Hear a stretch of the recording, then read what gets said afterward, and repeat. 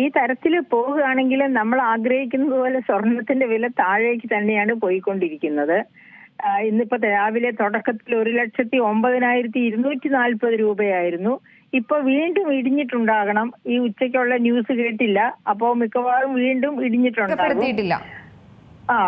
അപ്പൊ അതാണ്. അപ്പൊ അങ്ങനെയുള്ള ഒരു സാഹചര്യത്തിൽ നമ്മൾ നോക്കേണ്ടത് ഡോളറിന് എന്ത് സംഭവിക്കുന്നു, സ്വർണത്തിന് എന്ത് സംഭവിക്കുന്നു, ഡോളറിന് എന്ത് സംഭവിക്കുന്നു, രണ്ടും ചേർത്ത് വായിക്കേണ്ടതാണ്. സ്വർണത്തിന്റെ വില കുറയുന്നു, അതുപോലെ തന്നെ ഓഹരി വിപണികളും. സ്വർണത്തിന്റെ വില കുറയുന്ന സമയത്തൊക്കെ ഓഹരി വിപണികളും നെഗറ്റീവാണ്. ഇന്നിപ്പോ ഇതാ സെൻസെക്സ് നെഗറ്റീവാണ്, അതുപോലെ തന്നെ നിഫ്റ്റിയും നെഗറ്റീവാണ്. അതുപോലെ സ്വർണത്തിന്റെ വിലയും കുറഞ്ഞു. അതേ സമയത്ത് രൂപയുടെ മൂല്യം നോക്കുക, ഡോളറുമായിട്ടുള്ള താരതമ്യം. ഒരു ഡോളർ കിട്ടണമെങ്കിൽ 93 രൂപ 53 പൈസ കൊടുക്കണം. അതായത് ചരിത്രത്തിൽ ആദ്യമാണ് രൂപയുടെ മൂല്യം ഇത്രയധികം മൂക്കുകുത്തി ഇടിയുന്നത്, ഡോളറിന്റെ മൂല്യം കൂടുന്നതും. ഡോളറിന്റെ മൂല്യം കൂടിക്കൊണ്ടിരിക്കുന്നത് കൊണ്ടാണ് സ്വർണത്തിന്റെ വില കുറഞ്ഞുകൊണ്ടിരിക്കുന്നത് സത്യത്തില്. അപ്പൊ ഈ ഡോളറിന്റെ മൂല്യം എന്തുകൊണ്ട് കൂടിക്കൊണ്ടിരിക്കുന്നു? അത് താങ്കൾ ആരംഭത്തിൽ സൂചിപ്പിച്ചതുപോലെ ഊർജ മേഖലയിലെ പ്രതിസന്ധി തന്നെയാണ്. അതായത് ഊർജം ഇപ്പൊ നമുക്ക് ഇന്ത്യക്കാണെങ്കിൽ നമ്മുടെ ആവശ്യത്തിന്റെ 85-90% പെട്രോളിയം ഉൽപ്പന്നങ്ങളും ക്രൂഡും നമ്മൾ ഇറക്കുമതി ചെയ്യുകയാണ്. ഈ ഇറക്കുമതി ചെയ്യുന്നത് റഷ്യയിൽ നിന്ന് ഒഴിച്ചാൽ, ഇറാനിൽ നിന്നും റഷ്യയിൽ നിന്നും ഒഴിച്ചാൽ ബാക്കി മുഴുവനും ഡോളർ മീഡിയം ഓഫ് എക്സ്ചേഞ്ച് ആയിട്ടാണ്, അതായത് ഡോളർ ടേംസിലാണ് വാങ്ങുന്നത്. അപ്പോൾ ലോകത്ത് മുഴുവനും ഇന്ധനം അഥവാ ഊർജത്തിന്റെ ക്രയവിക്രയം നടക്കുന്നത് ഭൂരിഭാഗവും ഡോളറിലാണ്. അങ്ങനെയാണ് ഡോളർ ശക്തി പ്രാപിക്കുന്നത്. അപ്പൊ ഡോളർ ശക്തി പ്രാപിക്കുന്നത് കൊണ്ട് തന്നെയാണ്, അതായത് ആ ശക്തി പ്രാപിക്കൽ തുടരും. ഹോർമൂസ് കടലിടുക്ക് അടച്ചിരിക്കുന്നിടത്തോളം, അല്ലെങ്കിൽ അവിടെ പ്രതിസന്ധി അടച്ചിട്ടില്ല, തുറന്നിട്ടിരിക്കുകയാണ്, കടന്നു പോയിക്കൊള്ളൂ എന്നൊക്കെ പറഞ്ഞാലും മിസൈൽ ആക്രമണവും ഒക്കെ ഉണ്ടാകൂ എന്നതുകൊണ്ട് സാധാരണ രീതിയിൽ ഇപ്പൊ നമ്മുടെ ഒരു ഷിപ്പിലുണ്ടായിരുന്ന ഒരാൾ ഹൃദയസ്തംഭനം മൂലം മരിച്ചിരിക്കുന്നു. ഇതുപോലെയൊക്കെയുള്ള സാധ്യതകൾ ധാരാളമുണ്ട് എന്നതുകൊണ്ട് ആരും ഹോർമൂസ് കടലിടുക്കിലൂടെ എളുപ്പം കടന്നു പോരാൻ ശ്രമിക്കില്ല. എന്ന് വെച്ചാൽ നമുക്ക് ആവശ്യമുള്ള ഊർജം പ്രതിസന്ധിയിൽ തന്നെയാണ്.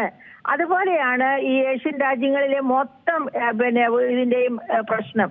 അപ്പൊ അങ്ങനെയൊക്കെ ഇരിക്കും. അത് മാത്രവുമല്ല, റിസർവ് ബാങ്ക്, ഫെഡറൽ റിസർവ്, അതായത് അമേരിക്കൻ സെൻട്രൽ ബാങ്കിന്റെ തീരുമാനം, അവരെ ഇക്കഴിഞ്ഞ ആഴ്ച reserve ratio, cash reserve ratio കുറയ്ക്കേണ്ടതായിരുന്നു, ഫെഡറൽ റിസർവ് റേഷ്യോ കുറയ്ക്കേണ്ടതായിരുന്നു. പക്ഷേ അവിടെ തന്നെ ഒരു പ്രൈസ് റൈസിന്റെ സിറ്റുവേഷൻ ആണ്. അമേരിക്കയിൽ തന്നെ മുറുമുറുപ്പുണ്ട്. പ്രൈസ് റൈസിന്റെ സിറ്റുവേഷൻ ഈ ഒരു സ്വർണത്തിന്റെ ദീർഘകാല പാതയിലെ മാറ്റത്തിൽ ശരിക്കും പറഞ്ഞാൽ ഒരു മാർക്കോ പശ്ചാത്തലത്തിൽ ഒരു വ്യത്യാസമാണോ നമുക്ക് കാണാൻ പറ്റുന്നത്? അതെ, തീർച്ചയായിട്ടും അതെ. അപ്പൊ ഈ യുദ്ധം ഇങ്ങനെ തുടരുകയാണെങ്കിൽ ഇതുപോലെ തന്നെ പതുക്കെ താഴേക്ക് പോയിക്കൊണ്ടിരിക്കും സ്വർണം. അതേ സമയത്ത് യുദ്ധം വളരെ വലിയ രൂക്ഷമാവുകയാണെങ്കിൽ സ്ഥിതിഗതികൾ നമ്മൾ പ്രതീക്ഷയിൽ നിന്നൊക്കെ വളരെ വ്യത്യസ്തമാകും. പക്ഷെ അങ്ങനെ രൂക്ഷമാകാൻ മറ്റു രാജ്യങ്ങൾ സമ്മതിക്കുകയില്ല. രൂക്ഷമാവുക എന്ന് വെച്ചാൽ മൂന്നാം ലോക മഹായുദ്ധത്തിലേക്ക് പോവുക എന്നാണ് വരിക. അങ്ങനെ വരാതിരിക്കാനായിട്ട് യുണൈറ്റഡ് നേഷൻസും മറ്റ് യൂറോപ്യൻ യൂണിയൻ രാജ്യങ്ങളും ചൈനയും റഷ്യയും എല്ലാവരും അവരവരുടെ ശ്രമങ്ങൾ തുടർന്നുകൊണ്ടിരിക്കും. അതുകൊണ്ട് യുദ്ധം ഒരു പക്ഷേ പതുക്കെ ഇങ്ങനെ നീണ്ടുപോയേക്കാം. അല്ലാതെ രൂക്ഷമാകാനുള്ള സാധ്യത നമുക്ക് പ്രതീക്ഷിക്കാൻ സാധ്യമല്ല. കാരണം അമേരിക്കയിൽ നിന്ന് തന്നെ വളരെ ശക്തമായ എതിർപ്പുകൾ, ഇത് ഇസ്രായേലിന് വേണ്ടിയാണോ ഈ യുദ്ധം എന്ന് വരെ ചോദിക്കുന്ന തരത്തിലുള്ള എതിർപ്പുകൾ അമേരിക്കയിൽ നിന്ന് തന്നെ ഉണ്ടാകുന്നുണ്ട്. അത് സാധാരണ രീതി സാഹചര്യം പ്രകടമാകുമ്പോൾ നമുക്കറിയാം, ഇതിനു മുൻപും റഷ്യ യുക്രൈൻ അധിനിവേശത്തിന് ശേഷം 2022 സമാനമായ രീതിയിൽ ഒരു ചാഞ്ചാട്ടം ഉണ്ടായിരുന്നു അല്ലെ? അപ്പോൾ ഊർജ്ജ വിലകൾ കുതിച്ചുയർന്നു, പണപ്പെരുപ്പം ഉണ്ടായി.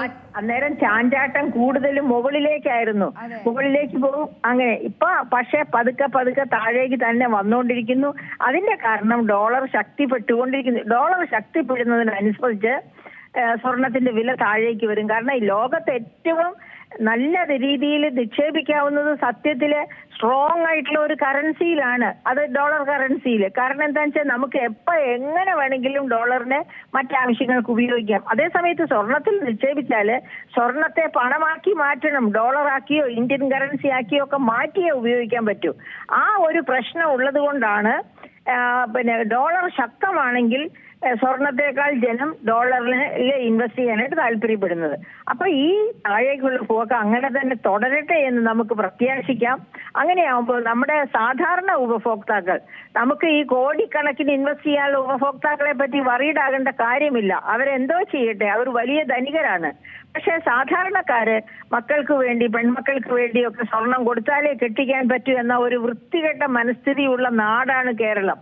അതുകൊണ്ടാണല്ലോ വേൾഡ് കൗൺസിൽ പറയുന്നത് ഇന്ത്യയിൽ വിൽക്കപ്പെടുന്ന സ്വർണത്തിന്റെ 20% വിൽക്കുന്നത് ഈ കൊച്ചു കേരളത്തിലാണ് എന്ന് വേൾഡ് കൗൺസിലാണ് പറഞ്ഞത്, മറ്റാരും അല്ല പറയുന്നത്.